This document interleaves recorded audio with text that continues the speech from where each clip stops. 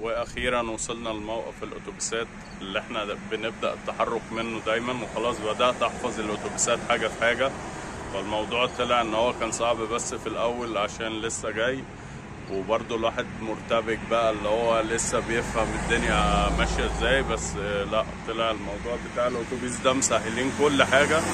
وبص اساسا يعني انا حتى ما بقتش اقعد في الكابينه اللي جوه دي، يعني مش مستاهله. في كرسي كده غريب كده محطوط، هو مشكلته ان هو معوج يعني. بصوا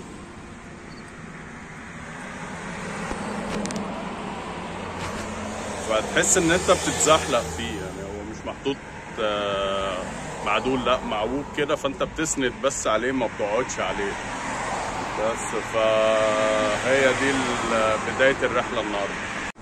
واللي لاحظته كمان ان هنا يعني بيخرجوا بشورتات اكتر من البناطيل والشباشب اكتر من الكوتشيات. فاللي هو انا لقيت نفسي دايما لابس كوتش وبنطلون يعني. فلقيت ان انا الوحيد مش الوحيد يعني، الاقلية اللي بيلبسوا كده، اما الباقي كله اكنه مصيف او فاني كده يعني. فما تكتفش نفسك، فاهم؟ فايش، فنزلت النهارده بشورت عشان نشوف ايه الدنيا.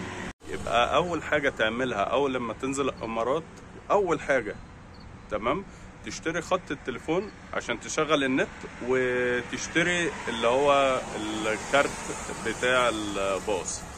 تمام، الحاجتين دول لازم تشتريهم اول لما تحط رجليك في الامارات. كده انت بقى عندك رجل تمشي بيها. غير كده انسى بقى، انت كده في متاهة علي بابا، ومحدش هيفيدك بأي حاجة، وهتفضل تلف على الفاضي.